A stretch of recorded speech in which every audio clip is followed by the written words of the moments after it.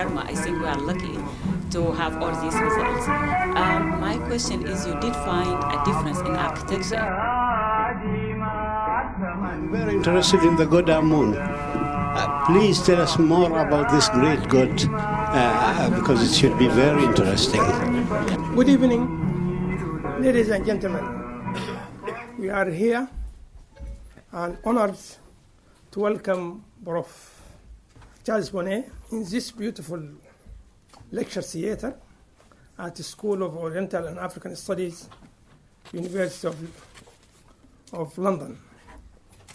His work and his universal recognition need no introduction.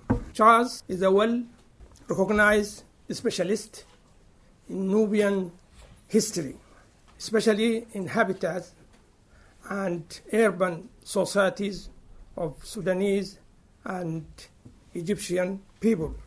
He has been working for many, many years with a handful of universities,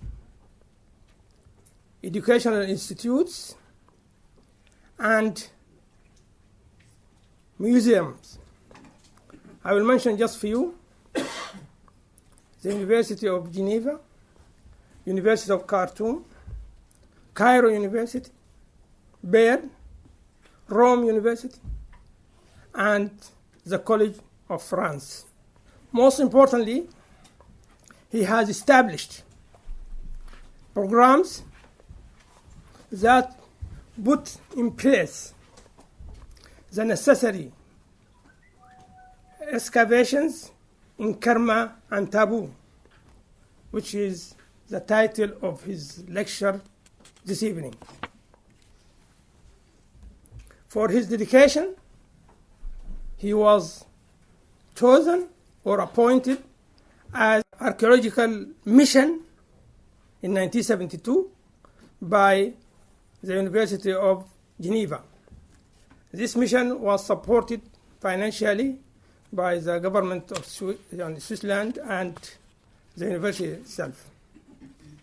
Also, in 2014, he was chosen or selected by the Sudanese government or by the Sudanese Archaeological Society in Sudan to be part of Qatar-Sudan archaeological project.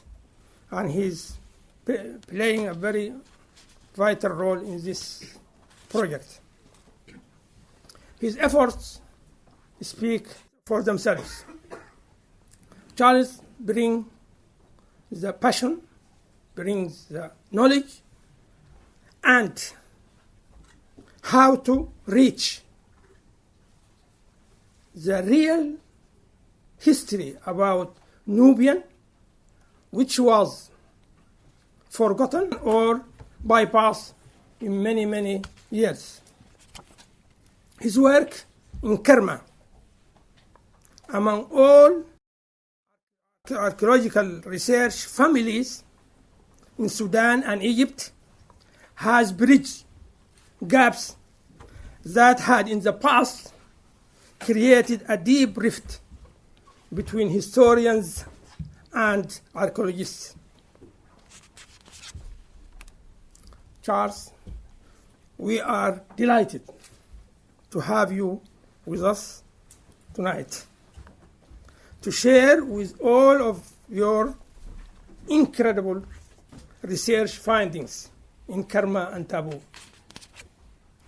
Thanks for coming, and thanks for all our guests who traveled long distance to remind us just how important that part of the world, Kerma, is.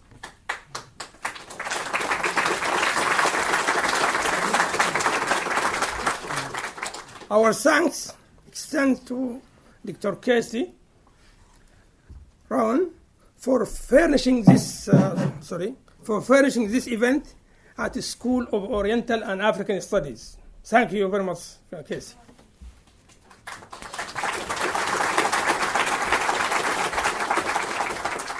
The Sudanese Nubian Association in the UK would like to thank Casey and Professor Herman Bell for their endless effort to revitalize Nubian language through the SOAS World Language Institutes. As we all know, SOAS holds the Center of African Studies. This center is associated with Dr. Mo Ibrahim Foundation to promote a wide range of African studies. Our gratitude goes to Dr. Muhammad Ibrahim or Mo Ibrahim and Baroness Amos, who is the chair or the director of SOAS.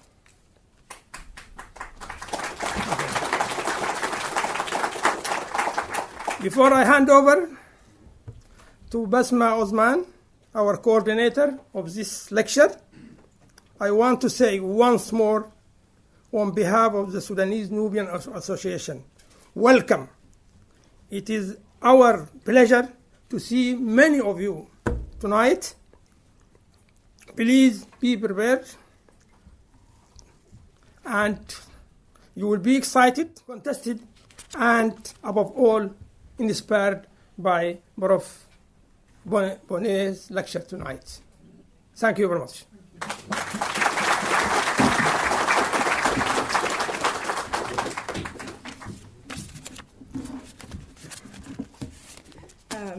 Thank you, Dr. Fawzi. Evening, everyone. I'm Basma from the Sudanese Nubian Association Youth Office, which Dr. Fawzi is president of. It's great to be back at SOAS and talking about Nubia. I always leave these meetings enlightened and inspired, and I'm sure today will be no different. So before we get things going, I'd just like to introduce our chair, Derek Wellesby. Derek directed excavations at Soba East from 1982 to 1992. Also in the Northern Dongola Reach from 1993 to 1998, and at the Fourth Cataract from 1999 to 2007, and he's currently directing excavations at Kawa since 1998. He's an assistant keeper in the Department of Ancient Egypt and Sudan at the British Museum. He's an honorary secretary of the Sudan Archaeological Research Society and editor of its monograph series and its journal, Sudan and Nubia, and has served as the president of the International Society for Nubian Studies from 2002 to 2010. So I'll now hand over to Derek and to the professor, and I'm looking forward to hearing what you've got to say.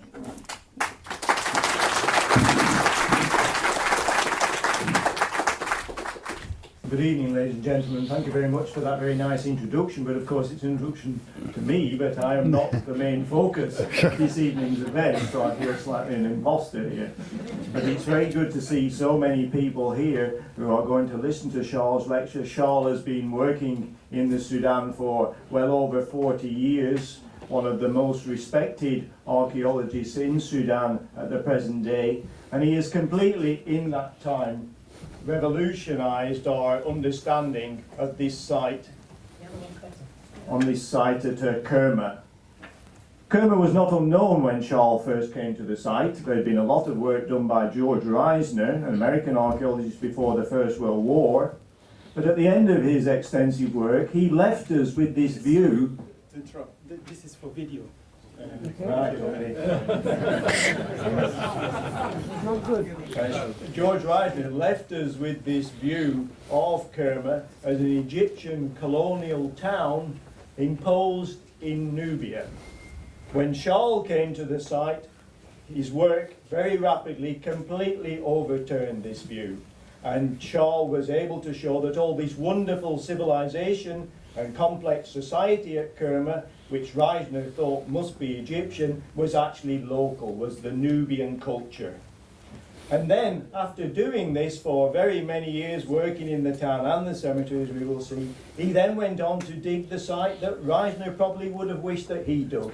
Charlie's now digging the Egyptian colonial centre, which is adjacent to the Nubian town. So everything has come full circle, but in the meantime, Charles has shed light on this amazing culture, the first urban culture in sub-Saharan Africa. So without further ado, I'd like to hand over to Shārlī. Thank you.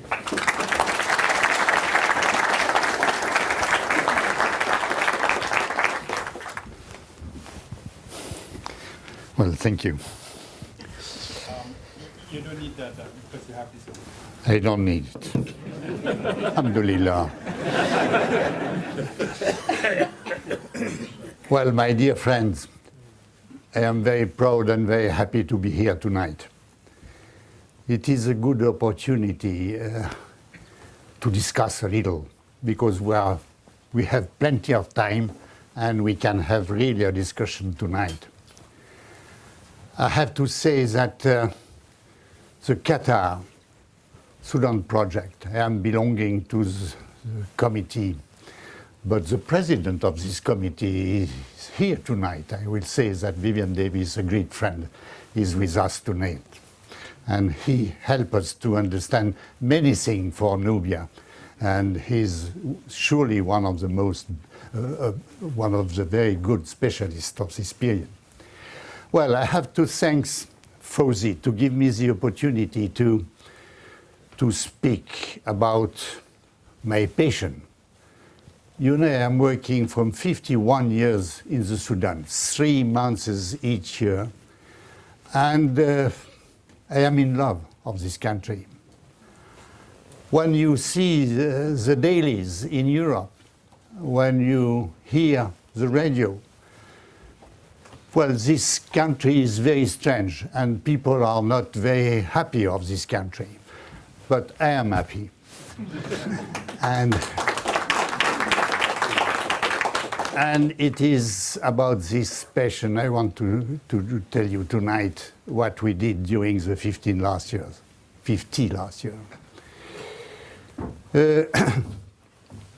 I think that today we found an extraordinary town, because after the presentation of Derek, my old friend from Kawa, nearby, near Kerma,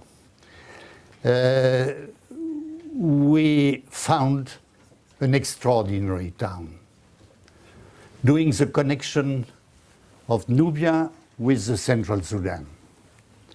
And it is of this last discovery we will mainly speak tonight. Well, I think that we can put the light down. You have to excuse me, my friend, there because of your TV problem, but I think that better without too much light.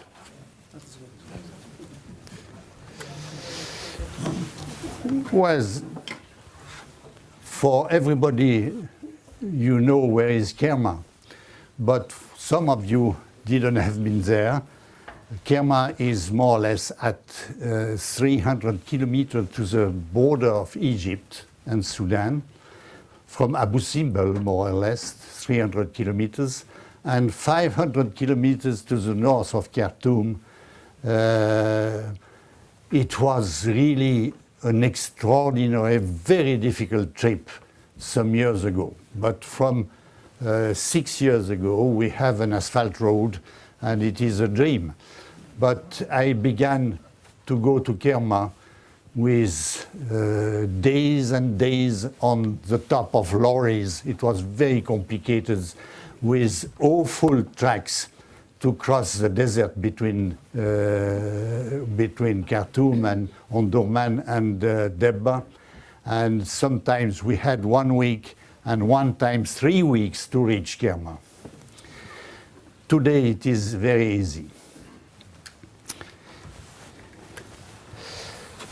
Was, as told Derek Wellesby, we know the site from very long time ago. George Reisner, a German-American archaeologist, a very clever and very extraordinary Egyptologist, have been there 100 years ago. And he found this monument you can see here, very high, more than 20 meters during this period. And this called defufa by the people, the Nubian people. That means a construction done by men. You can see it from far away. And the first travelers coming from Europe during the 19th century, at the beginning of the 19th century, saw these monuments speaking about a very strange thing.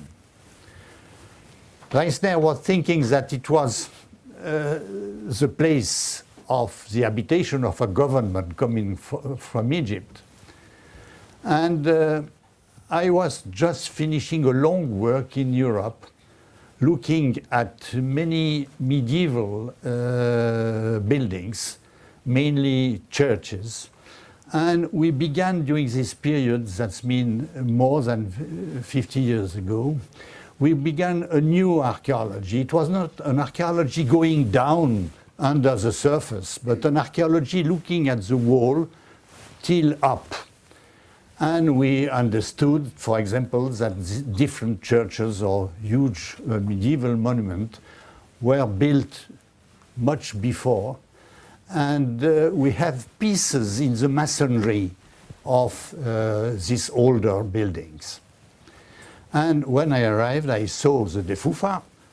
I did, well, I have to do what I know how to do it. And I began to clean the defufa. It was a huge work to see what happens in the masonry, in the brickwork.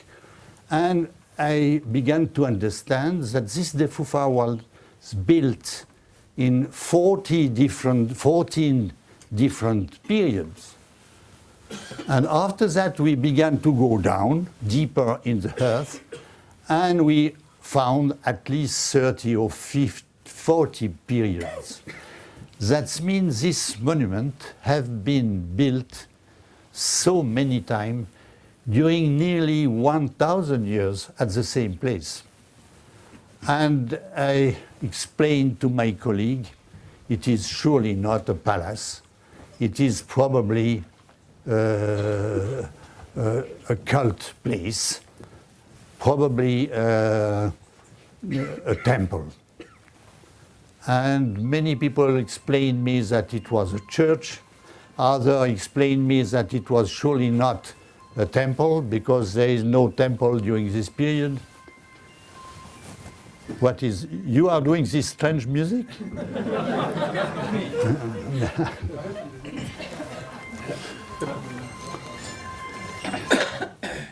Well, it is to help me probably.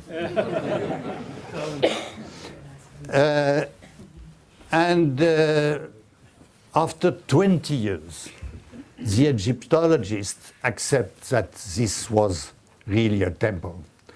And after that, we found all around chapels, we found many different buildings, and we understood that in the middle of the city was a kind of religious quarter, not only one building, but a religious quarter with many buildings. And we understood step by step that it was an institution of the temple, well, maybe taking a little the model of Egypt. And it was naturally very interesting. And we began to clean all around the city, and it was a very long work. An enormous, I will say, because as you can see here, we have to clean the surface, and immediately we had the opportunity to find remains, very old remains, because we understood that the ceramic found was more or less of 1,000 years. That means from 2,400 before Christ till 1,500. Strangely, after that, the city is dead. There is nobody living in the city. There is only graves. And naturally, we had the opportunity to learn a city. And you think it is very strange because all along the Nile Valley we have very few places where the Egyptologists and the archaeologists studied the cities. It is one of the few places where you can have an idea about a city of 3,000, 4,000, 4,000, 5,000 years ago. And we began to understand that we have not only one city, but many levels, one after the other. That means many cities during more or less 1,000 years. The people coming here from the Shemalia know perfectly the climate we have there. The climate is sometimes very difficult, and if we go only the winter, it is because the summer, I have been many times in summer, and I know the climate in summer is too hot.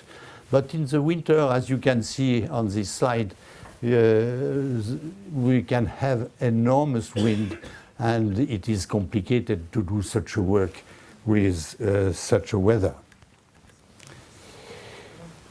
I show you only one plan of the different plans found from 2,400 before Christ till 1,500. This plan is more or less 1,500, 600 before Christ. And you can see immediately that there is a strange urbanization. For example, here in the middle, you have a long road going on. And this is the first strange thing, because normally a town is growing up and up with new quarter. In this case, everything is organized along this road. And strangely, from the old kingdoms, that means from 2,400, 500 before Christ, we have this road going from north to the south. And it was very strange for us. And we decide to try to understand the evolution of this city. And we understood that the religious quarter I talk about, with the Defufa in the middle, was on one side. And we have here a palace connected with the Defufa. That means that the king of Kerma was partly priest of the Defufa. We understood also that we had also a residential palace. It is not a ceremonial palace like this one, but a residential palace was here. That means the house of the king. We found also along this road a meeting hall, a very huge audience hall from the king. Reconstruction so many times at the same place. We understood also that this road was protected with huge bastion, with sophisticated fortifications. It is strange to protect inside the town the road. And all around we have also enormous fortification and ditches going all around the city. And here we found a secondary town with so many chapels. And we understood step by step, because this work was done during 30 years, we understood that it was chapel for the cult of the king disease. That means what we call in Egyptian hutka. We have this hutka in many places, and in this case also the Nubian took the model of Egypt. What I want to show you also is that the habitation in this enormous town, it is 700 meters by 500 meters, are square in shape. All are square.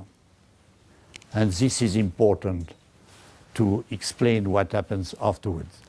And in this case, we can say that we have the model of a Nubian architecture.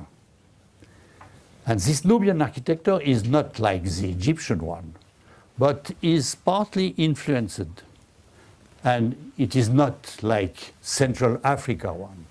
But as you can see here, for example, or here, we have some influences coming from Africa. That means that Nubia is a very important kingdom, independent from Egypt and Central Africa, but Nubia have a lot of singularity, but it is influenced partly by Egypt and north of Africa. Very few by the south with these round buildings.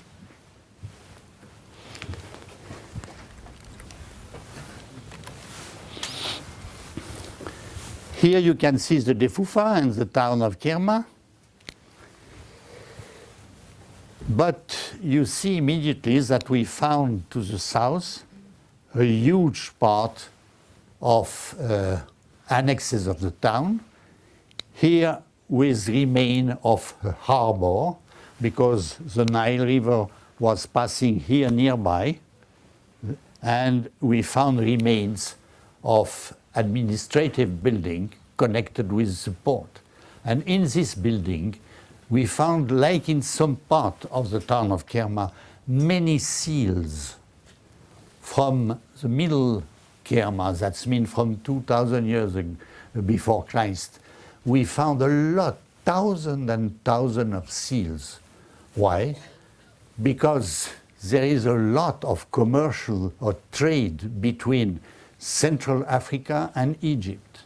And we found on the seals name of big pharaohs, of Hyksos kings, and people from the south.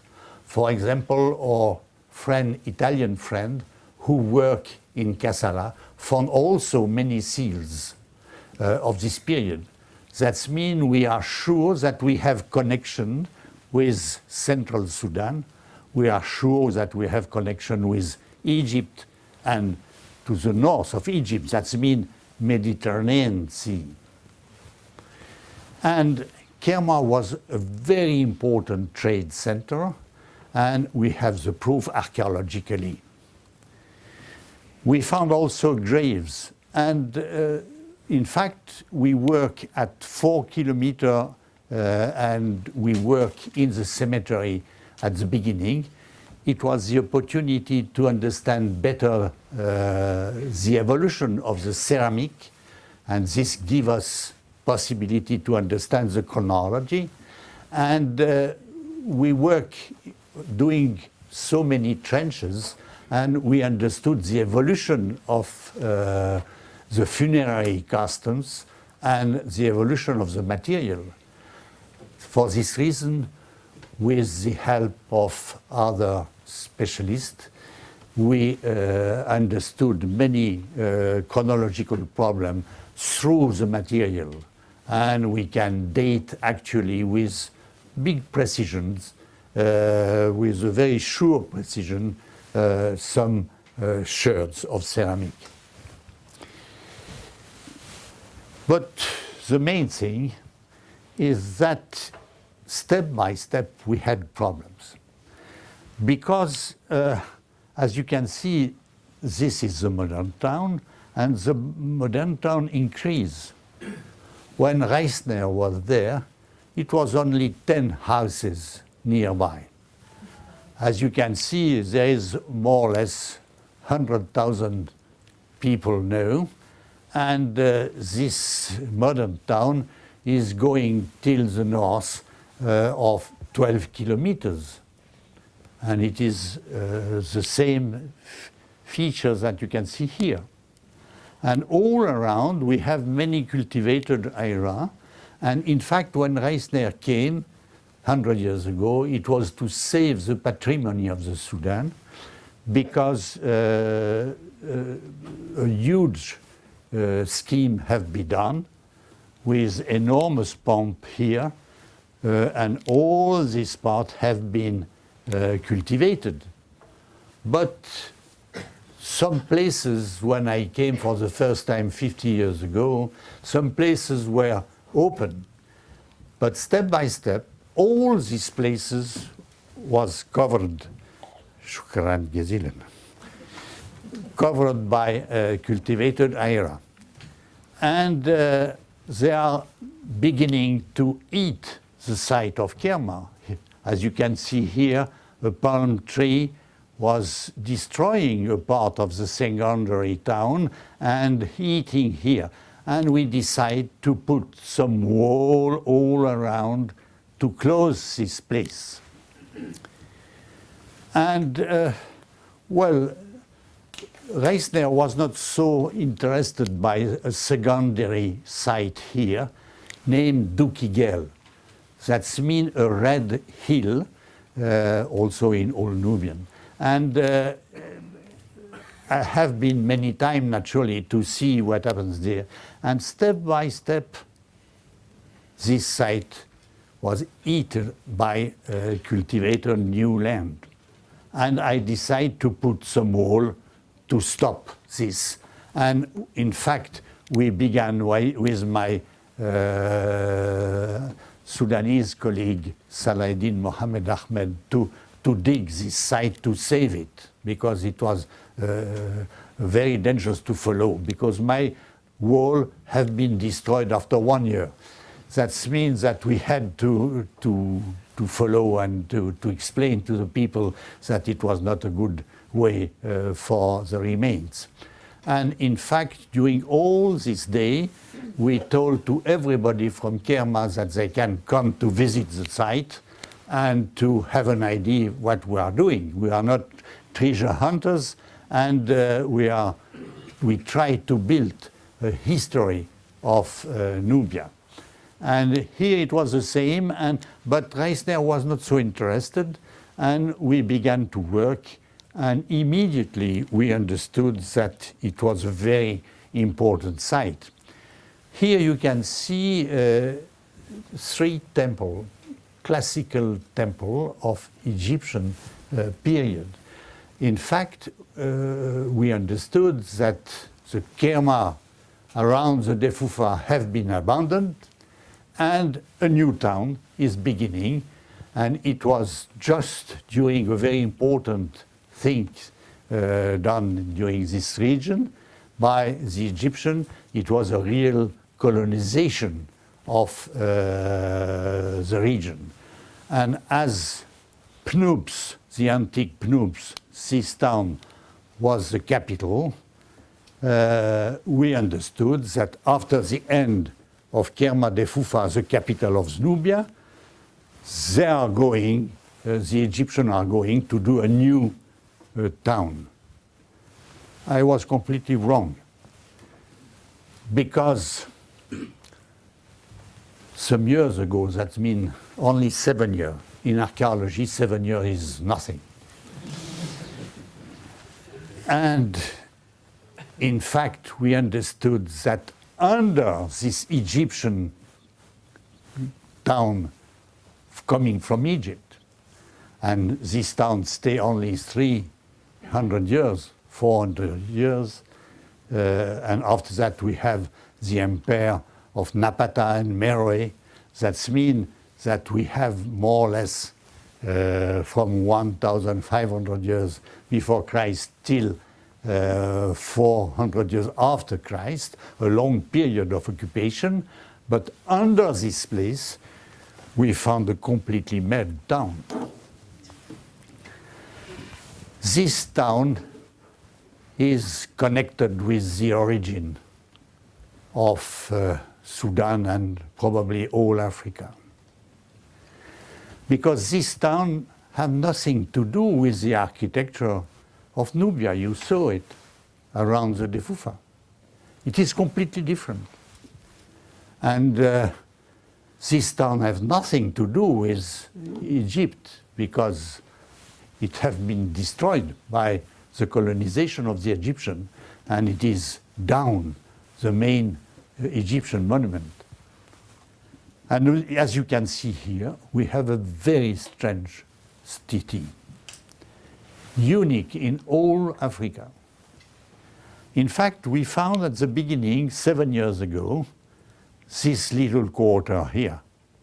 And we understood that this quarter was a religious quarter with 2 temples and 1 place for the king. And we understood that a new life of the archaeologists was needed to rebuild this house.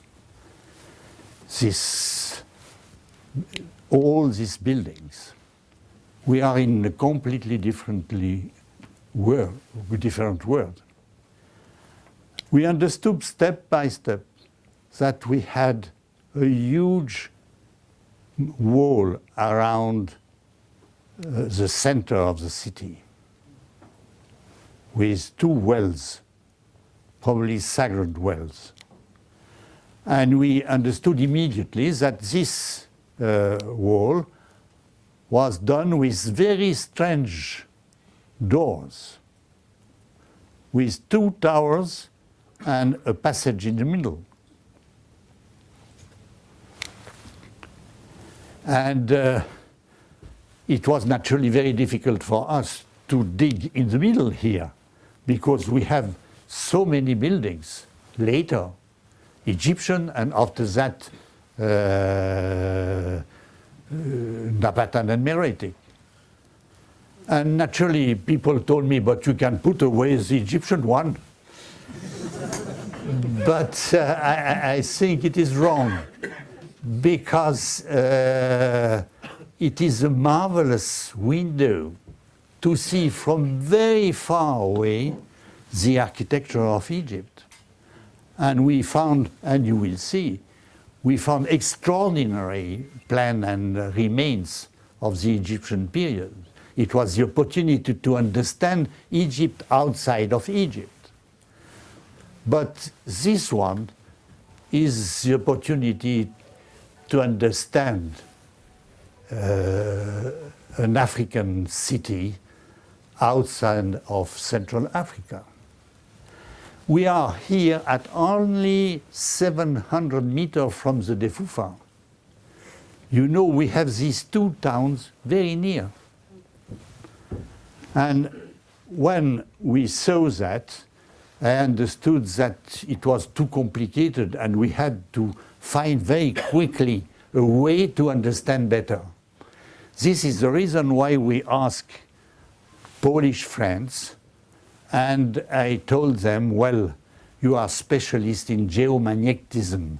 That means a system of electric resistivity passing under the level of the surface to understand the level under, not dug, under the levels, and to understand plan of older things. And this is the reason why they came, and they do for us a very huge work here in this place. One thing more important to say, as you can see here, H and F are not the same as this one with so many columns. All this building around have a lot of columns. But in this one, there are columns too, but they are a little larger. They help the people going in to pass nearby. Here it is nearly impossible to have a real passage apart the road in the middle. And we understood that we have round or oval enormous building to be the entrance of the town. Today, still in the African concession, you have always, in the last building, you have always a hut, a round building, where people are waiting before to go to see the king or a very important person, and also to pray, because nearby there is altar, there is a holy tree. And we understood that we had here in the middle enormous entrance in the city itself. And these entrances are connected with temples, probably. And this is important to see what did the Egyptian afterwards. We understood here that we have an enormous entrance before this building, very well protected. This is the reason why we began with our Polish friends to dig here. But as you can see, there is a problem. We are outside the protected limit of the site. And naturally, when we open this little door here, I have quite a problem to explain to the owner that we want to see what happens here.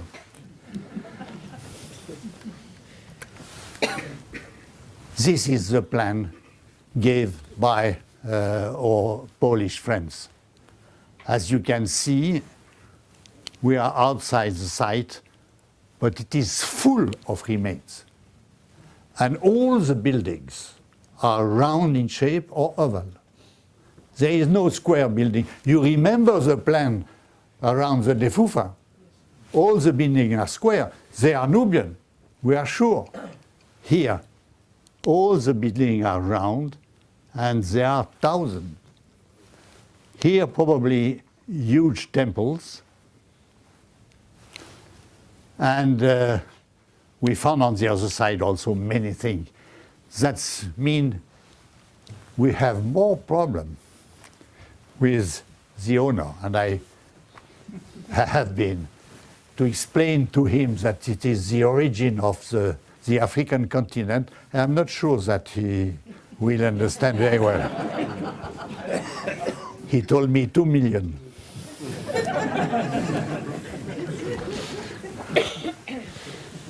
And in fact, we rent the place and we will follow to Barrière.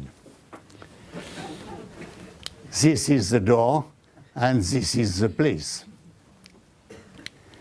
You remember this huge round building? Here it is. And probably an entrance. And we go now inside to see other buildings. This Palace A, if we are speaking about palace, it is probably a ceremonial palace, and you can see that here it is the entrance with a huge road leading to one throne, another one here, and leading here, going inside till one of the 2 temples I spoke before. The main problem is that these columns are very near. And it is useless, it is ridiculous to have such a columns. But when we think, and this building is more or less 3,600–700 years old. And we have nothing to compare. It is an unknown architecture. And we think to Stanley, you know Stanley of Livingstone, looking at the Nile origin. Stanley have been in Uganda, and he met the king of Uganda. It was during the 19th century. And the king of Uganda told him, this is my palace, you have to come to visit it. And he visited him, and he visited, and Stanley told him, but why you have so many columns in your palace? There is nearly no passage to go inside the columns, wooden columns in this case. And Stanley, the king answered, well, I cannot go in the holy forest. Only my wife can go there, I cannot. Maybe it is an idea about this symbolism of these columns.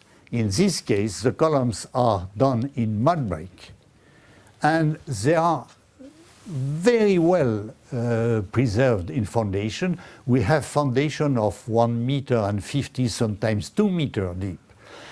That means that we recognize this enormous building of 55 meter by 50 meter, and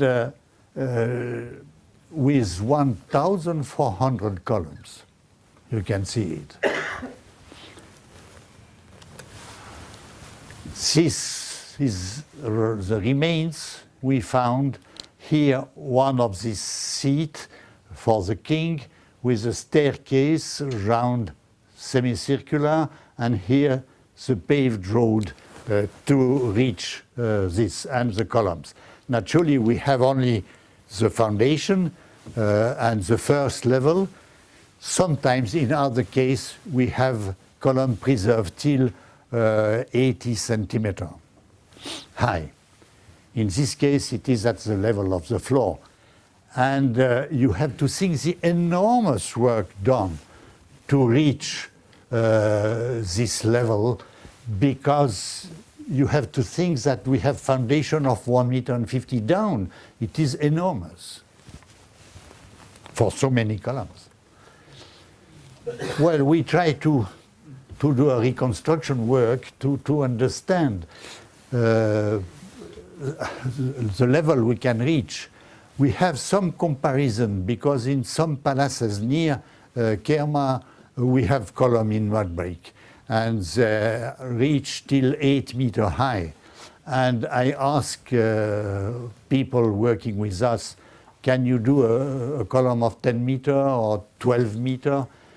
He told me, without problem, we can go till 12 meters. The problem is the foundation. I am afraid that there is statical problems and the column will fall down. That means for 10 meter high, you have to go deeper at 2 meters. That it is one of explanation. The other problem, you saw the wind we have during this region. That means for a roof so big, it is a problem, this wind. And we try to understand with beams how we can arrange all the upper part of the building. This gives you an idea. It is hypothesis naturally, because we don't have anything to compare. It is a unique architecture. We also understood that we have many levels. For example, here in this palace, we have other things near the door.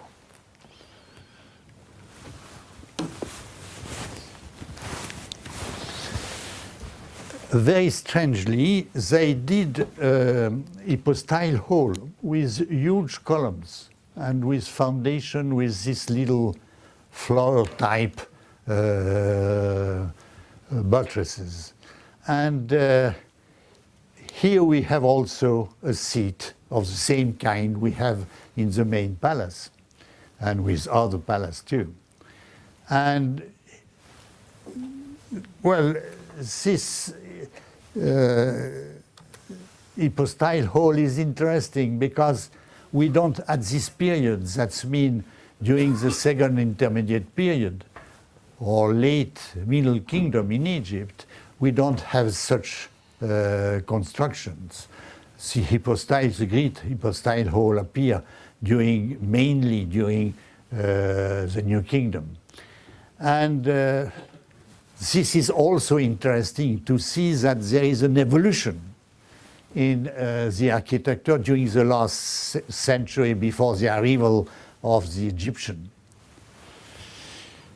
Strange also is this road paved, and this road passes inside the building, and we have also columns here, a very strange basin, round in shape, very big, and we have here the negative of the foot of the people passing inside to do some ceremonial purpose. And on this side, we found a huge tree, a place of a tree, probably 2 times or 3 times put a new time in this place. And when you know that the name of Pnoops, the name of the antique city here, is followed by a determinative in shape of tree, of early tree, and this tree is certainly the jujube tree, a very well-known tree in Nubia, Nabak, and this tree is given little apples, very good, the taste is very good, and we can see that the holy tree in Kerma was here, and maybe we have a cult here for this tree.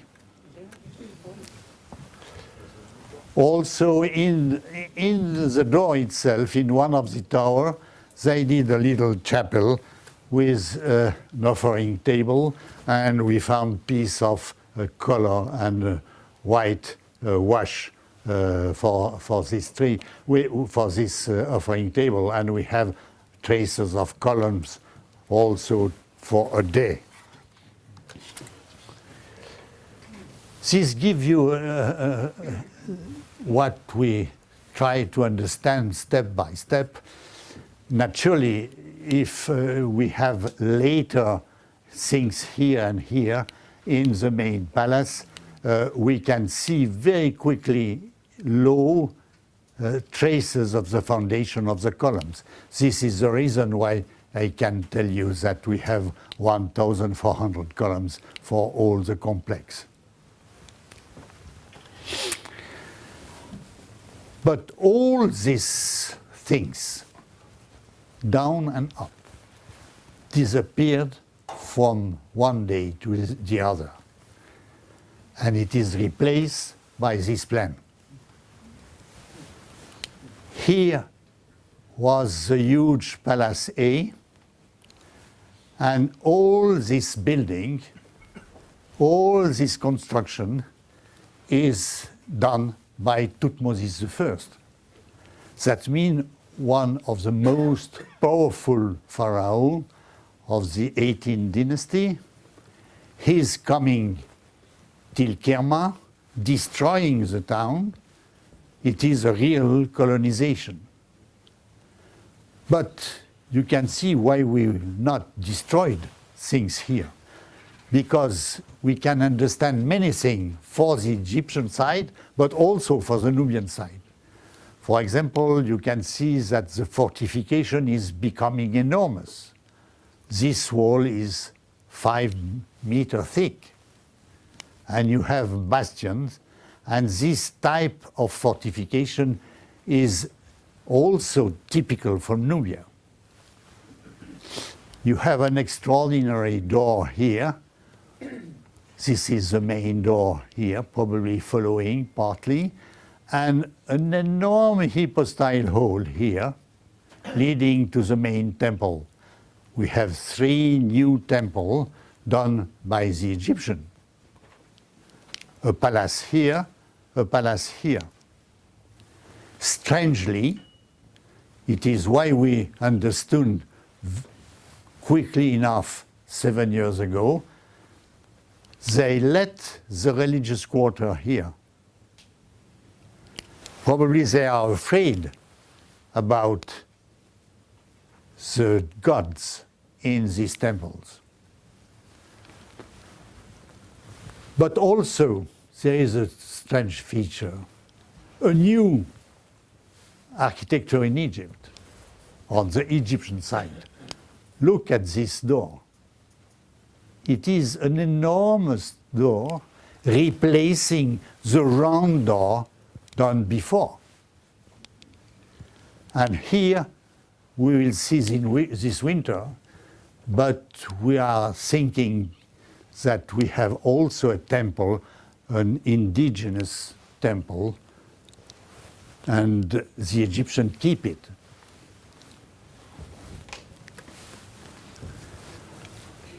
Here, naturally, you see again the main Egyptian temples. done by Thutmose I. But after that, we have more than 1,000 years of rebuilding. And this was our first duty, to understand each level before to go down. This is the reason why we didn't have been very quickly down to find this African town. Because here we have an extraordinary library of architecture of Egypt, but also of Napata and Meroitic one. If I return to the door, we have to say that the Menenu of Thutmose I is an institution done outside the country, in the enemy's territory, and with many options to fortify this institution, but also to have different buildings necessary for the king and for the gods. And here it is the fortification work. Look at this door. It is an extraordinary door that exactly at the point we have this oval entrance before. They are inventing a new architecture because they found this very strange African door. And here it is one door with a 4-door in front. That means an enormous building. Look at the door. It is very sophisticated. We have the main passage leading to the hypostyle hall, and this passage is closed by so many wooden doors. And we found very well preserved the remains of the socket of the panel, wooden panel of the door. There is 2 panels each door, and here there is a point in the middle to block the panel. You have to think that this was done per a military purpose, to protect more and more the passage leading to the town. 3 meters higher, you have a level to put a roof on this passage, this different passage. And maybe 8 meters high, you have these bastions with the round feature in the middle for measuring, for organizing the construction. This gives you an idea of what happens. You can see how enormous is this building. All this building is done because first the Nubian and the African, with the help of African, did before.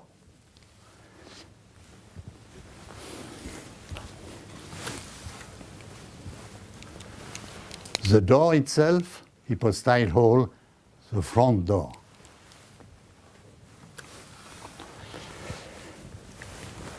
A chance for archaeologists like we are, because we know through a huge stele near Aswan that the son of Thutmose I is very angry.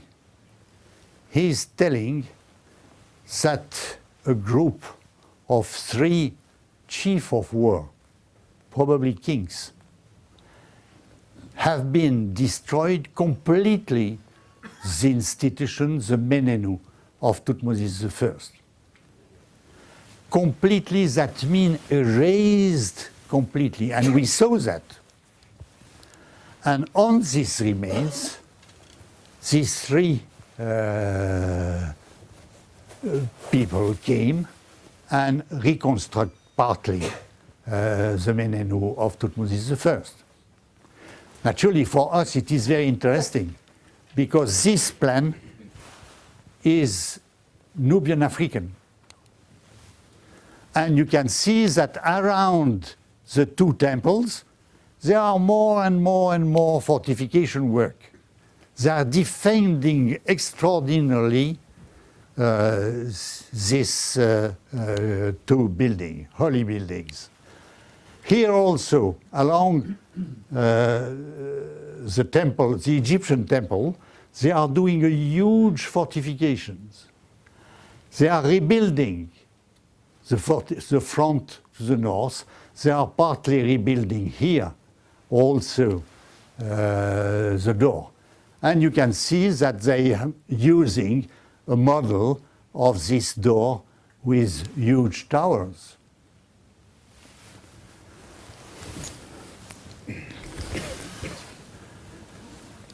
And we found remains naturally very interesting for us, because there is some places for offering for little construction with 1, 2, 3, 4, 6 columns on both sides, and it is the entrance here, about one round tower, a second round tower. That means we had the opportunity. I don't have time to explain you all the architecture, but we have time, and we can understand step by step this new architecture. It is an African one.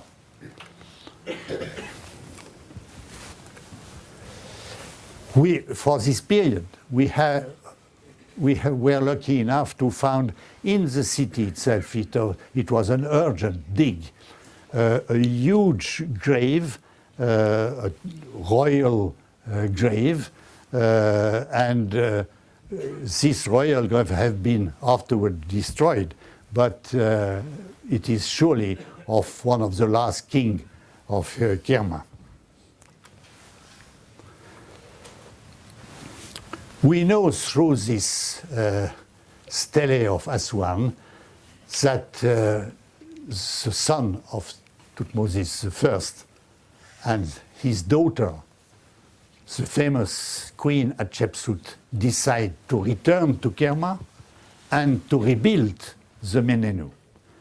That means another chance for us to have an idea of the new organization, the new Egyptian organization. And this time, it is the last work here. It is very well preserved, and we can see the enormous door done probably by Hatshepsut, because Thutmose II died very quickly. And here you can see how they organized this door, probably with a lot of hypostyle hole. It is we found also seals of material. That means that the door is surely military, ceremonial, because there are so many columns all along. It is also administrative, and we found here and here hotels. That means also a religious door. That means that it is an answer of the Egyptian to the Nubian or the African architecture.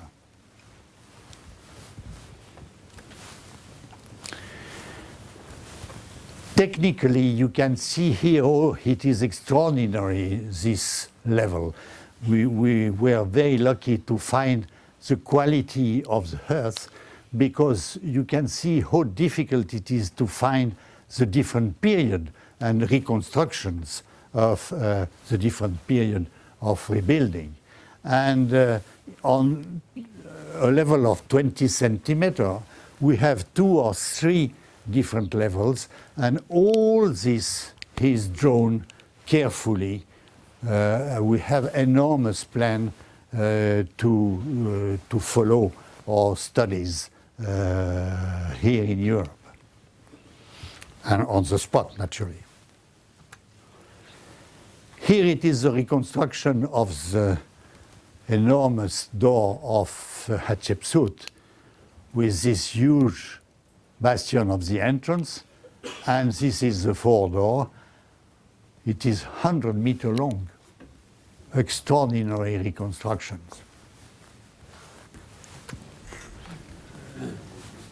The same with the palace of Thutmose I. You can see here he was finishing here, and Hatshepsut rebuilding the palace, and you found here the same kind of throne. There is three, in fact, the main one is also a seat with a staircase round in shape, and all the road, the alley with these columns, ceremonial alley, it is a ceremonial palace. Well, before finishing, I will quickly give you an idea of what happens afterwards. Thutmose III is rebuilding completely this town with a completely different shape, probably 400 meters on this side, but a very small fortification. It is interesting because it shows us that during this period he don't have any problem, military problems with the Nubian, and they accept the colonization. But interesting is that near, you remember this religious quarter here, near this religious quarter you have bastions to show the problem of the Nubian here. That means there is still following some difficulties. We have been lucky enough to find a very beautiful reliefs of Thutmose III.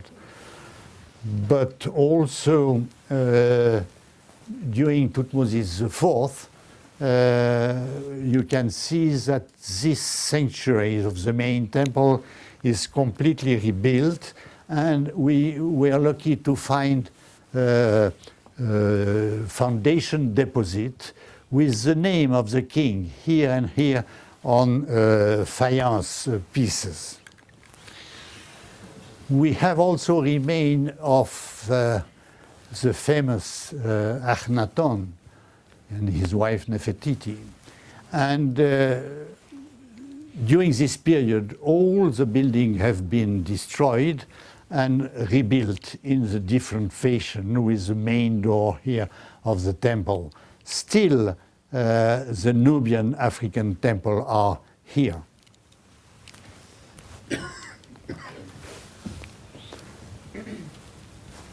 With these blocks found in a pavement, we have an idea of the technique of building of Akhenaton. As he destroyed all the main temple in Egypt, he asked his people, his architect, to find a new technique of building, and they used this kind of little blocks of 52 centimeter by 28 and 22, called by the worker in Kerma talatat. And this talatat we found in great quantity, and they were beautifully decorated. And it is interesting to see that this kind of decoration are the same in Karnak, in Egypt. Well, I will go quickly. The 25th dynasty, that means 700 before Christ. We have many traces of rebuilding. Naturally, I cannot go so to explain every details of our dig, but this period is very important because we found here between two temples a cache with beautiful statues. And here also we found in the temple still the main place of the temple, you know, in the religious quarter, but becoming round in shape with very strange organization inside. We found also another cache with pieces of an arrows. This discovery done 13 years ago was very important for art, history of art. You can see here remain of 7 monumental statues with the low part in the upper part, the body in the middle, and the head in the low part.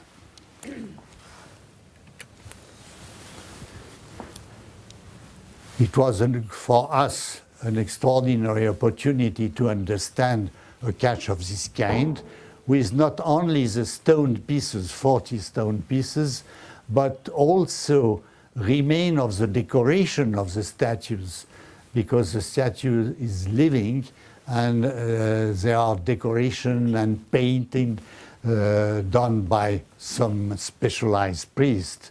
And you have here 2 kings of the 25th dynasty, these black pharaohs, and 3 kings of the Napatan period, the first kingdom after the colonization.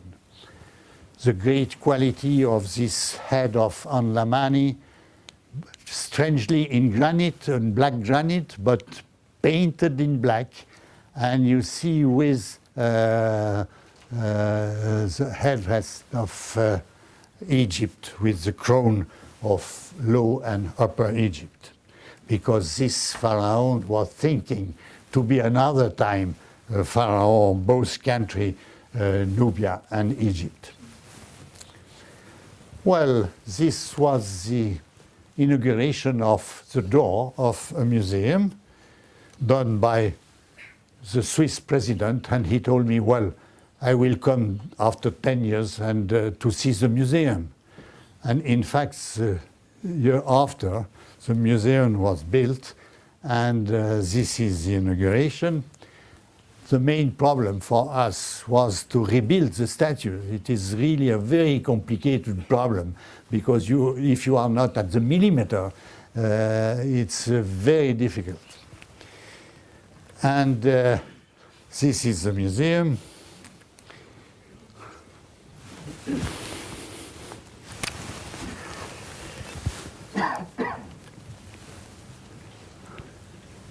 Building in the museum, in the center. The museum finished, and we are very happy because there are thousands and thousands of people coming from Khartoum, and if you don't have been there, you have to go there.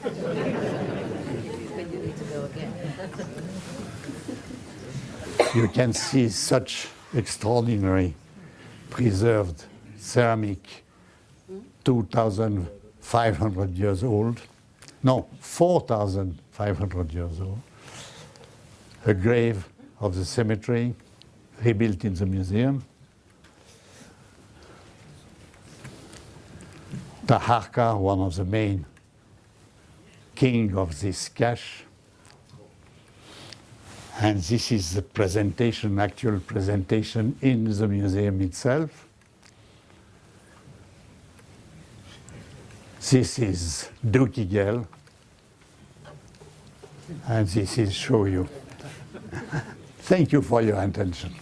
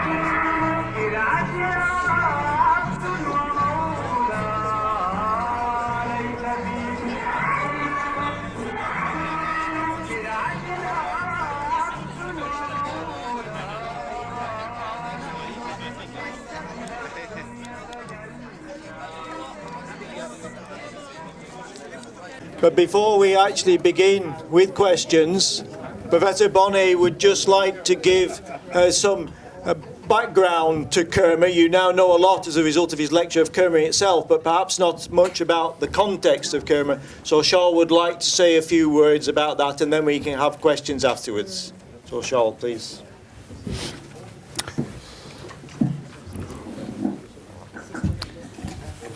Well, I think that I discussed with some of you, we have to precise things.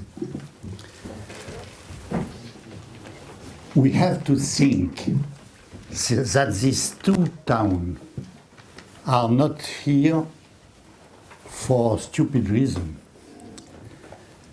Probably they show us a connection between Nubia and Central Africa. That means that there is a unity between Central Africa and Nubia during a time. People, you know that in Central Africa you have this main kingdom, like Punt, like Kassala, it is proved today, and probably in Kordofan and Darfur. It is the central way of Central Africa. It is the body of the African continent. And it is still nearly unknown. We are very few ideas about what is Central Africa. But what show us these Dukki discoveries? It is very important. The power of this kingdom is very important because Nubia did the synthesis between Egypt and Central Africa. There is a unification of Central Africa and Nubia against Egypt. That means that the power of Central Africa is very strong and the power of Nubia too. And I think that by chance we found a road between the Mediterranean Sea through Egypt and Nubia through Central Africa. And for the Sudanese today, it is important. You have to know that there are coalitions of Central Africa with Nubia to block the Egypt, because Egyptian dream to take the control of all the trade between Africa and the Mediterranean Sea. These dreams began during the Old Kingdom with Buhen going on with Nubia, and it is stopped after the New Kingdom. That means that we found here two towns belonging really to the roots of the origin of Africa. And it is naturally important. We need to verify these ideas. Looking at what happens in Kassala, I hope that our Italian friend will follow the work in Kassala. We hope that Punt will be found one day. It is probably near the border of Sudan and Eritrea. And naturally, we try to work in Kordofan and in Darfur. That means it is very important for many of you, for your roots. That means the beginning, the origin of history of Africa is probably here between Central Africa and Nubia. And we need time because we began only few years ago. And archaeology, as I told you, is not going very quickly. And it's need time to understand how the king of Kerma was managing with the people coming from the south, probably kings or chief of war. This, well, a second important thing I want to say, thank you for all the Nubian community, because when I see what you saw there, all the organization was perfect. I'm very proud and happy to be invited here in London. want to tell you thank you everywhere for this extraordinary welcome in this country.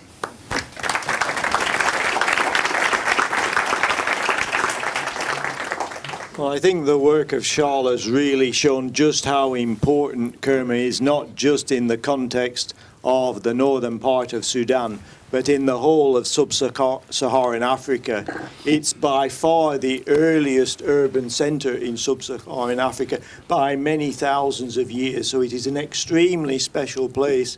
But perhaps part of the problem is it's the only place like that we know. There must be others. Yes. And it's now up to the next generation and the generation beyond of archaeologists to find those other places as we continue to work across the whole of Sudan. So I'm sure there are some questions now for Shárley. So if anyone would like to ask a question, one here, please. Yes, please. Normally, if I am Nubian, I will say that I am Kushian, the civilization of Kush. But I didn't hear anything about Kush when you was talking. Okay, is it Kushian civilization, same Nubian civilization, or there is something like a period of time between those civilizations? Also about what the relation between us and the Hyksos, if there is a relation. Okay, is it now clear to organize those events and say that was the time of Nubians, then the Thutmose came and colonized Nubia, then something else happened? Is it clear now to arrange or organize those events, or still? Thank you. Well, Kush is known from Middle Kingdom. That means that the Egyptians changed many times the name of the region. Our problem is that we have many names of different population, different country in this part. We know the names, but we don't know where it is. Kush is a general name, maybe going from Egypt to the Fifth Cataract. But what I told tonight is that there is a connection also with Central Sudan. And this is completely new. And we have to understand that probably Nubia was leading a group with central people coming from different countries, from different kingdoms probably. And we have very few ideas about the kingdom in Central Africa. As you know, we don't have an exact name, for example, for Kassala, and there is surely a sophisticated state there with singularities and with trade organization and all these things. We are sure that in Darfur there is also many complex organization, but it is not proved. This is our problem. We know through the Egyptian text that Punt exists is very important, but we don't know what it is or where it is exactly. We know the road, how to go to Punt. We have many data along this road, but very few proof for the position of Punt. We know also that many products go from Punt to Kassala. This is true also. Well, to answer you, these things are very complicated because they are based only on the Egyptian side. Many times for fun, I tell to the people I am doing a contra-history. That means I try to build a new idea about the history of the Sudan with the archaeology. And normally, the history is built through the text. And as you know, in Kerma and to the south, we don't have text till the Meroitic period. Thank you. Any more questions? Okay. Quick question for you, Charles. Thank you very much for the presentation. I hope, can everybody hear me? Yeah. Your name okay. and your... It's Mawan Mota. My question is, do we know what the economic activities were during that period, especially the period before the Egyptians came and destroyed everything.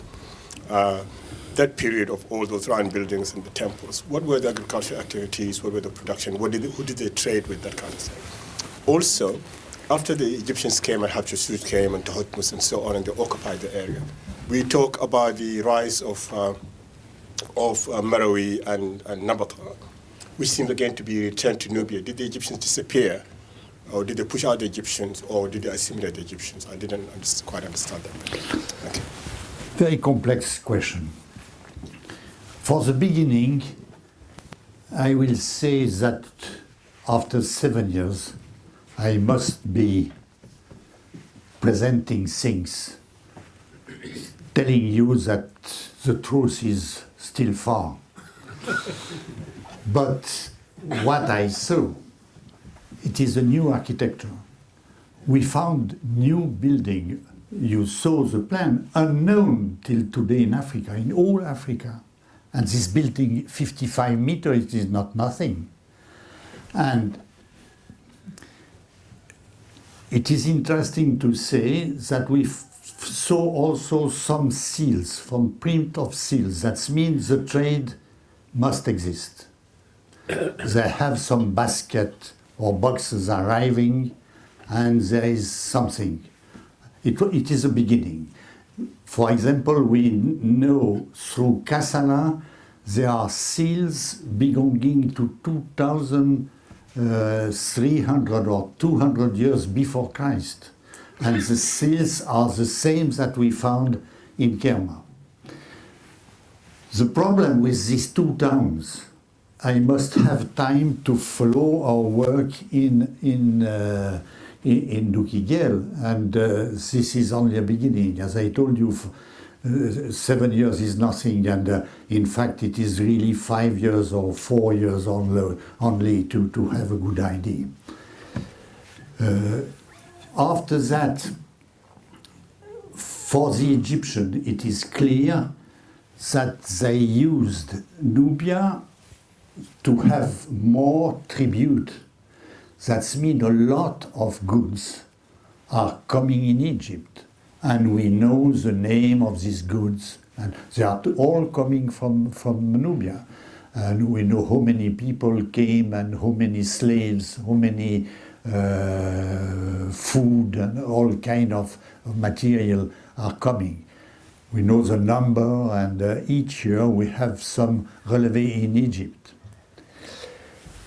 After that, there is a very strange situation, because the first king of the 25th dynasty, the king who were king of Nubia and king of Egypt, are using the power of Egypt, power of religion, power of the image of Egypt in Sudan, politically.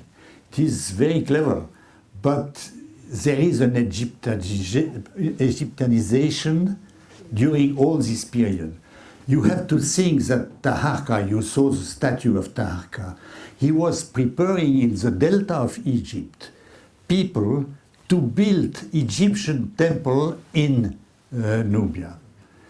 That means that he's thinking that to be more Egyptian than the Egyptian, it can be stronger in Sudan.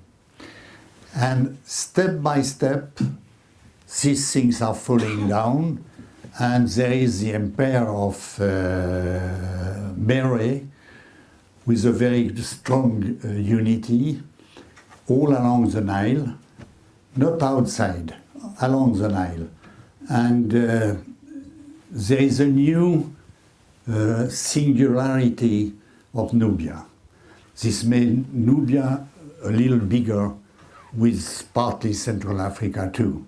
That means there is a unity Central Africa, Nubia. Well, you know, you asked me to answer what in one life I didn't answer. Okay, the lady over there. My question is, how well received by the Egyptians your findings? Were they well received? Because I remember there was a Black Pharaoh. I think it was a national or history channel, and after that there was a war from known archaeologists like Zahi Hawass, who is an Egyptian, and they kind of portrayed all these findings as a war against Egypt and the tourism in Egypt. And they were trying to minimize or devalue all these findings. I'm not sure what your experience about this. Well, politically it is a difficult question. I will tell you I have been in the academy in Cairo to do a lecture about Kerma. It was 20 years ago. And the president told me, "Oh, we are so happy to hear something about our little sister of Sudan." And I told him, "Pay attention, your little sister is growing up and she's now a lady." I think that the situation on both sides, Egypt and Sudan, is not so easy because, as you know, when you speak about the Egyptian people in Nubia will tell you, El Masri efrit shوية.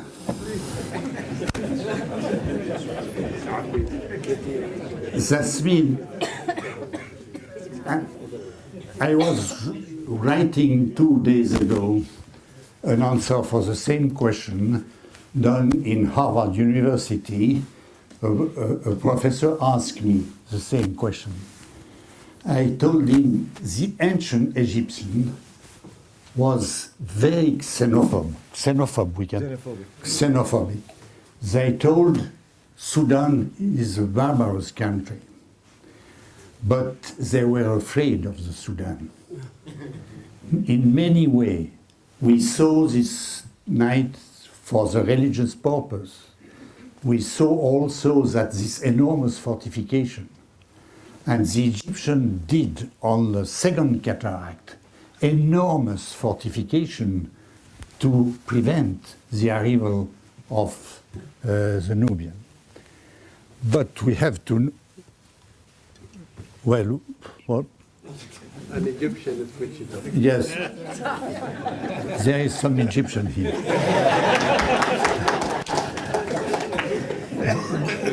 But we found in Kerma enormous fortification work, and we understood that the Egyptian is influenced by this African architecture. That means that we have to accept the other. I am living in a country where people are in Geneva speaking about the German part of Switzerland with the same term, schwer fried. But we are living, we accept the other. And I think that during this troubling period of the world, we must accept the other.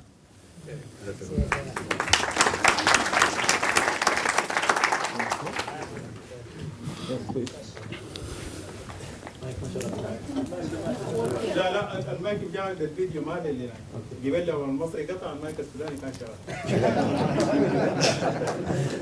My name is Ursid Malik. I'm from Dungala, and basically my question is about the composition of the original city before Egyptian intervention. What does the composition tell us about governance? So what does the composition of the original city tell us about how power was organized? I mean, if that was in your findings. So that's my question. Well, I can answer you about Kerma, this town near the Defoufa with complexity of the town. We can have an idea. It is surely with a king, and it is a complex state. I am sure that it is a state, a very complicated state, very well organized, because there is a long discussion, as you know, with Middle East, the beginning of the cities and the organized state. There is a lot of discussion about that. But I want to tell you that I am fighting with some different people because they are telling me, but Kerma is nothing. But the main argument is that there is an unification very old with during the old period of Kerma, that's mean during 2500 before Christ, with a ceramic unifying this with different kind of institutions, with the general organization, with architecture, with funerary. That means that we have data to show us that from the beginning, Kerma is a complex state, and it's following 1,000 years. For the second town, Dukki, there are people coming from Central Africa helping the king of Kerma. Probably doing some coalition. Each text in Egypt shows that when the army of Egypt are going to the south, there are always coalition. There are not only a king of Kerma, there are many people, kings or chief of war. And we saw, for example, Vivian Davis left, but he found an extraordinary graffito explaining that Punt, far away, 1,400 kilometers, came near the border of Egypt to fight against Egypt. That means I'm sure that we have a range of Punt, Kassala, Kordofan, Darfur, kingdom, different kind of kingdom, probably also state, but I'm not sure, ready to help the king of Kerma to stop the army of Egypt. Why? Because the army of Egypt want to control the trade between Africa. They are looking for gold, ebony, all these things, and they want to take the control of the territory. It could also be mentioned perhaps that it's, the evidence in the cemetery also shows just how rich and powerful these kings were. Yes. And Charles has done a lot of work himself in the cemetery showing that this was the case over the whole period of the occupation of the town. So another question up there, please. Thank you, Professor, for a very inspiring talk. It's fascinating. I've got two brief questions. The first one is, why has it taken so long to discover Nubia, given its significance not only to Sudan but also to Africa? Understood. And my second question, from your findings, have you had any formulation of the persona of a Nubian person back in that era? And if you have, can you tell us a little bit more about it? As I told, archaeology is a long way. But it is more complicated because, as I told, history is in the hand of the historian. Historians are working mainly, not only, but mainly with text. And it is not a chance for us, but Nubia don't have text for this period. That means we have to rebuild history with the archaeology. It is a possibility today because archaeology changed a lot during the last 50 years. With Derek, we are working a part of the history of the Sudan. And I think that only text is not sufficient to do history. That means you have to manage with text and archaeology. And for Nubia, it is especially complicated because we have to use Egyptian text. And as I told, this Egyptian text was partial not so nice with Nubia. And we have to know that we have to build the history of Nubia during this period mainly, because it is the beginning of the history and it gives a general idea afterwards. To know what are thinking the actual Nubian, well, we have here a good opportunity to discuss the problem, but step by step, the Nubian are understanding that they have a history. When I came 50 years ago, I was speaking with Sheikh El-Zubair and many people, and only Sheikh El-Zubair told me you are right. But many people told me, why you don't go to Egypt? There is an history there. Here there is nothing. Today, not one Sudanese will tell that, because there is a strong history and there is an identity of the Sudan, and this is maybe connection with the identity of the Sudanese and the Nubian.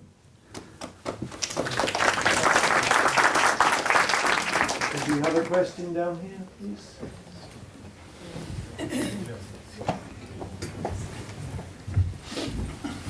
Yeah, here.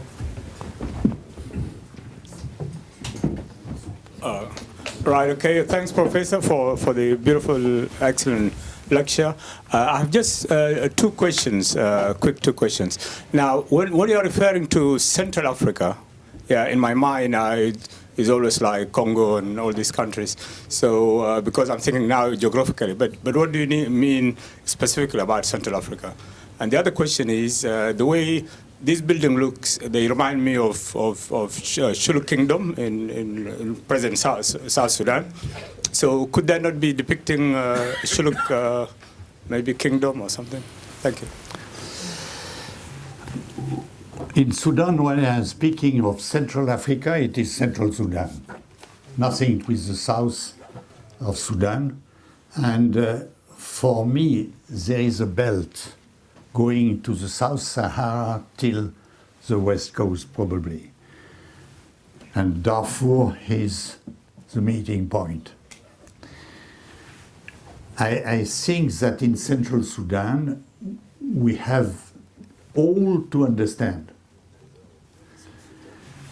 When we speak about Congo, it is the next step.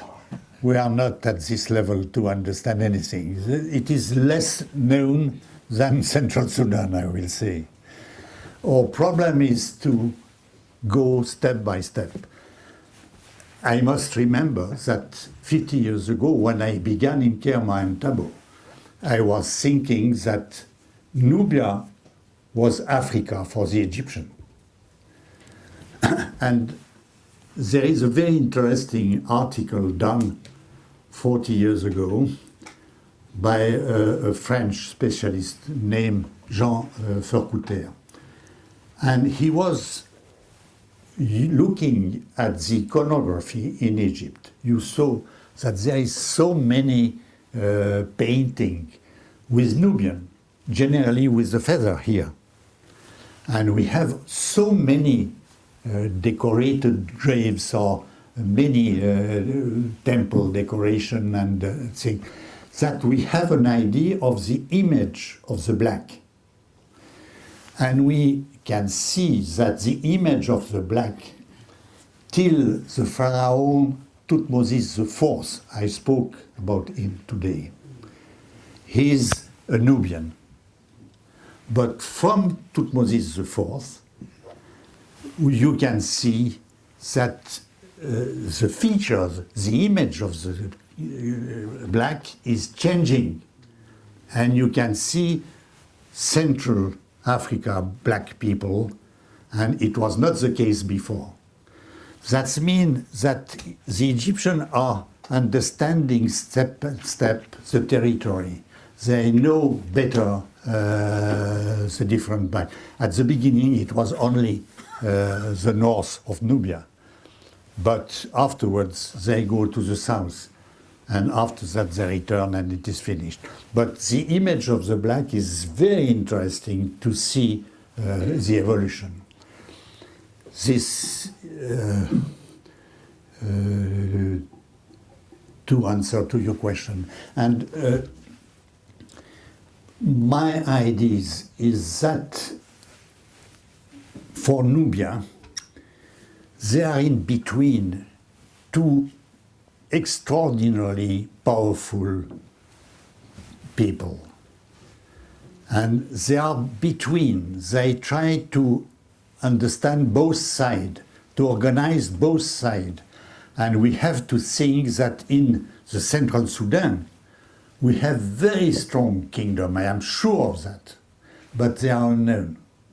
And it is difficult to build a history without things. We need more and more and more, and this will be the next generation. I am too old for such a thing. But it is good for the Sudanese. It is open for the Sudanese to understand better the past with the help of the different specialists of the world. Your second question, you remember? About the Shilluk. Oh, yes, about the... Well, the problem, as I told you, to compare things, you have to compare things of the same period.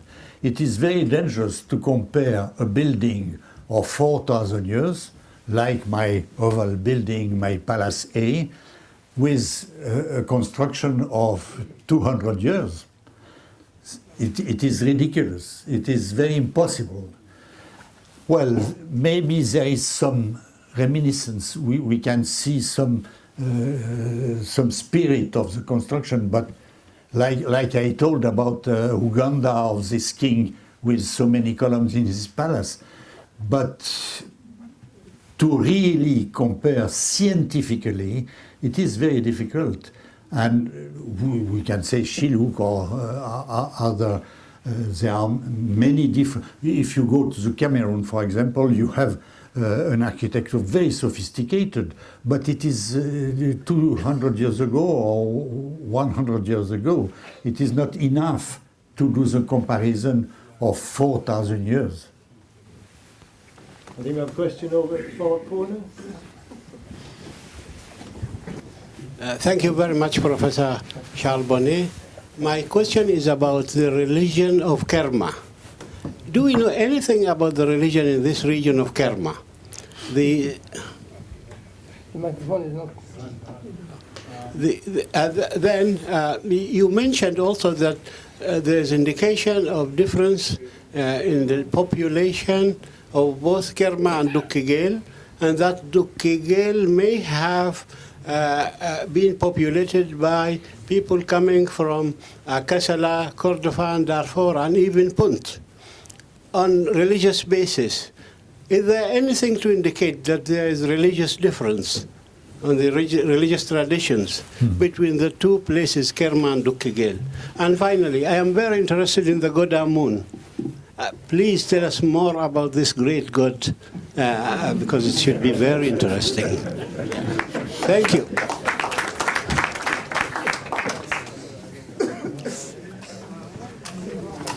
Well, Amun has been born in Jebel Barkal. It is the idea. And we found in Kerma, in the graves, many ram with a kind of disc of ostrich feather on the head. And some specialist, like Jean Leclan, was thinking that it was Amun in the grave. The image of Amun, ram, in the grave. Well, I think it is very difficult without text to discuss this problem. But we have a big amount of cult places, offering table, altar. For example, if I am speaking about temples with this flower plan you saw in the religious quarter, I spoke many times about that. It is very small, the room, and in the middle we have a little staircase with a base to put the naos. That means the place of the god. What is this god? For the Defufa, for example, we have a little blind corridor in the middle, and in this blind corridor, Reisner found pieces of statues. And in the upper part of the Defufa, in the surface, we found remains of a little chapel.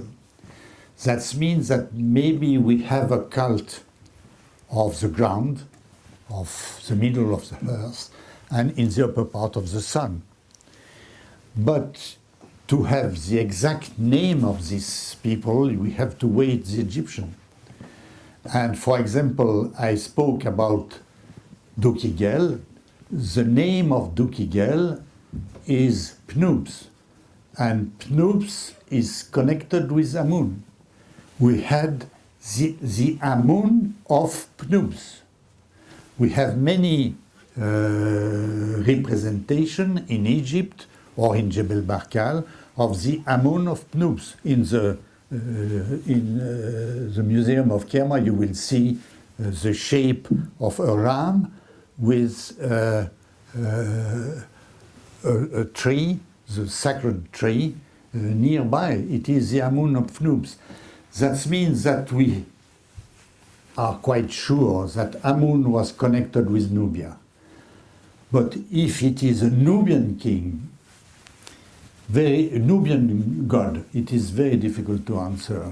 I am sure, because there is so many shapes, so many different Amun.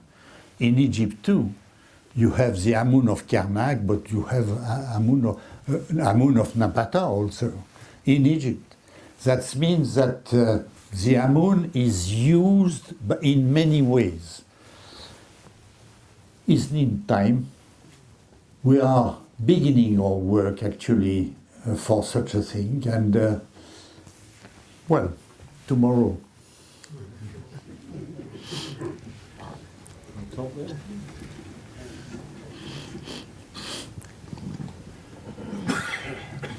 Assalamu alaikum.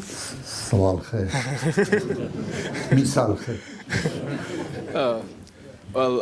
thank you for the lecture. It's very wonderful. I wanted to ask, because of course Sudan is very mixed from its history. Like there was the colonization by the British, there's Islamic culture now, there's Christianity, there's Egyptian culture. I wanted to ask about the language. Some of the statues in the presentation, they had Egyptian hieroglyphics as the text, but the old language of Nubia, Rotana, it uses the Greek, the Coptic alphabet. Does your research, do you have any opinion you can form based on what you know about this? As I told you, during the 25th dynasty, there is an Egyptianization by the king themselves, the Sudanese kings, the Nubian kings, and they are king of both countries, and they try to take all Egyptian culture in Sudan. This is the reason why Taharqa have his name in an Egyptian way. It is why many kings of Nubia try to push the Egyptian culture during the Napatan period, for example. It is very interesting. My colleague studied a stela found in Dukki Gel, and we can see that the priests are visiting the different temples in the Egyptian way. There is a real Egyptianization, and when I was looking at the graves in Kerma, I found many graves under the pyramids during the Napatan period, for example, and some graves in contracted position in more indigenous graves. That means both systems are on. And you cannot put all the things at the same period. You know, we are speaking about 5,000 years for the historical period of Kerma and Nubia. It is not the same at the end during the Christian periods and at the beginning during this period where Nubia have his own roots. And what I try to understand is the beginning of this different civilization, because using at the beginning of the history you can understand what happens after that. And if you are speaking about the influence of the Greek, the influence is stronger in Egypt, as you know. There is a synthesis with the Greek arriving in Egypt, and they are using a Greek writing, they are using a Greek architecture. Everything is mixed. It is a good example. But for us, the later period are very complicated to understand. If we speak about Meroitic, through the Egyptianization, some stay with the Meroitic later, with the pyramid, for example, but with a different shape, higher and smaller at the base. And all these things are very complicated, and it is very difficult to give an answer, unique answer. There are so many influences that I am afraid that for your question, you have to think what is the period you want to show. For the Sokot, Mahasi, Dongolawi, I think that it is connected with the last Christian period and the beginning of the Islamic period. It is very difficult to take that and to put that on older periods. You have to stay at the same dates. Thank you. Excuse me not to be too clear, but... Let's go to Shارلي first. Okay, thank you very much for a fascinating talk and for your dedication and continuous work in Kerma. I think we are lucky to have all these results.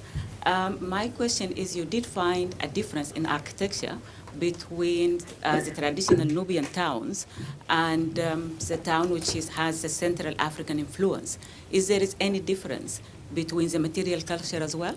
Did you find any difference?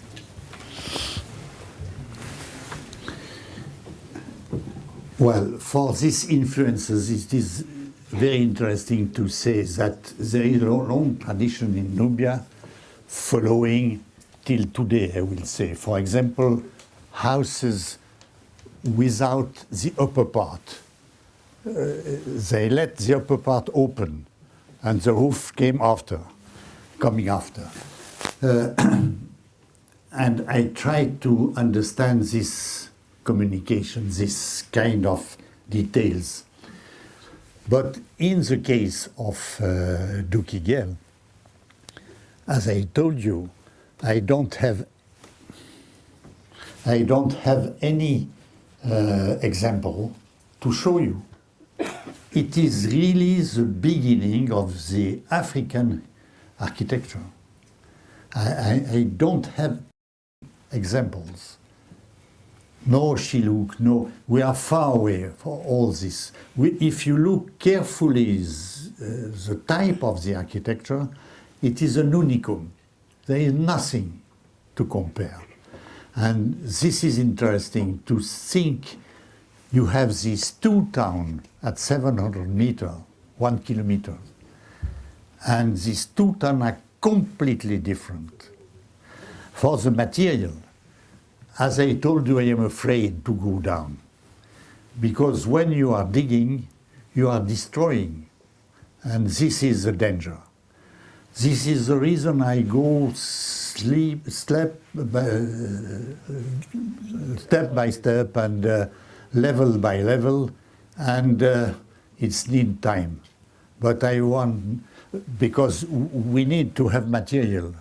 But till today, this material is mixed at the surface with, in 20 centimeters, we have Egyptian material, Nubian material, for example, we have a quarter of a third of Kerma sherds of Nubian material. We have a lot of Egyptian, and we have later material also. That means Napatan or Meroitic material. That means if we go very quickly, it will be destroyed.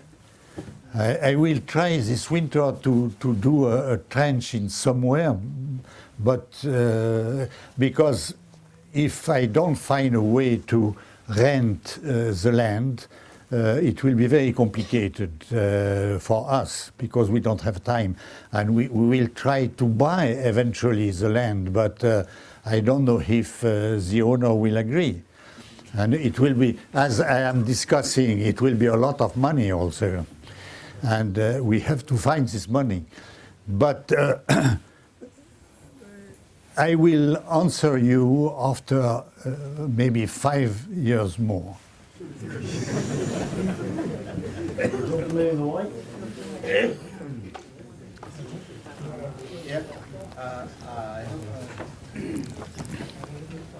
It's a quick question. You talk about there is a relation between Kerma and Central Africa and Darfur and Kordofan and maybe Kassala.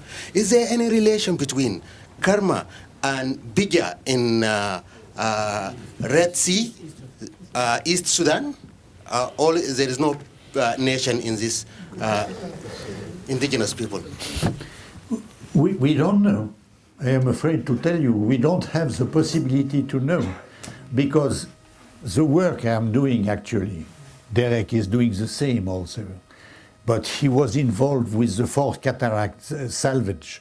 It was not possible to stay at the same place and to go deeper and deeper and deeper in Kawa, where he is working actually. It's difficult, this work. He needs time. He needs patience. He did a lot of work at the same place. But there is no work, absolutely nothing. Everything is to understand. If in Kerma I work nearly 50 years before to find this town, this first town, there is a reason. And the reason is because it needs time. And it needs a lot of money also, because archaeology is expensive. Because it needs people helping you.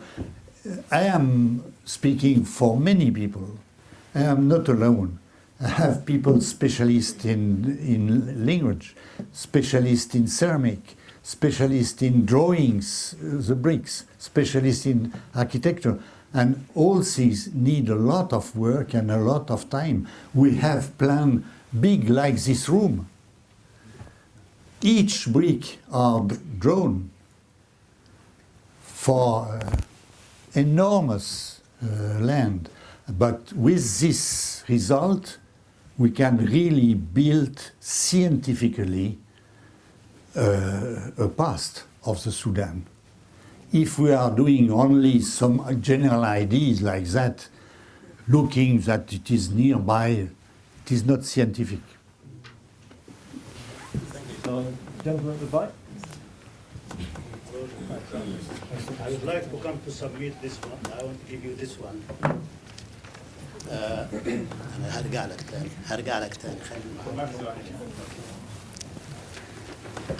When we talk about Egypt and Nubia, it's all the same.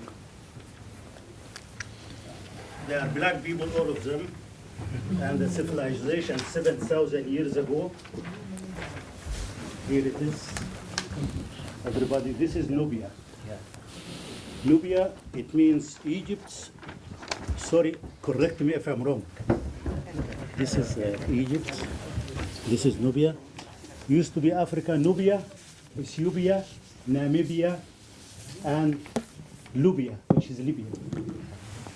Someone, he came, he changed it. They said his Greek, his name is Freak.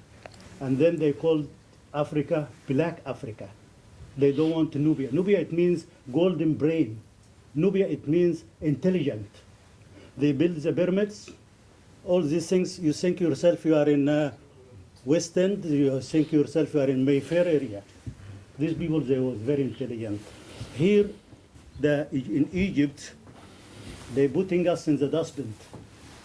They don't want us. There is no university in our area, in Aswan or Upper Aswan. They're keeping us, no education, nothing. So, because they want to get rid of us. Arab language has come from Saudi Arabia. Nubia, Musa, he spoke Nubia with the Pharaoh. Ibrahim alayhi salam, Hagar husband, Ishmael father, the first Muslim, he came from somewhere, Afghanistan, Turkestan, Pakistan, somewhere from there, and he spoke to the Pharaoh. When we talk about Pharaoh, we're talking about 800 royal family, not only one. So I don't know a lot about, like the Prof, I don't know a lot, but that's what I know. That is from my little education about Nubian civilization, or Africa used to call Nubia kingdom, and then Nubian imperial. Since that time, we are having a hard time. In Egypt, we are not allowed to be reading even in the news on the TV. So that's why we are suffering. We are here, we are tired, we don't want to be here. Thank you, sir. If you see Michael Jackson, remember the time is my camera script. Nice to see you, God bless you. We need people like you. Thank you. Thank you, sir. Doctor, حياكم الله. We have to talk, we have to work, we have to love each other. Work hard.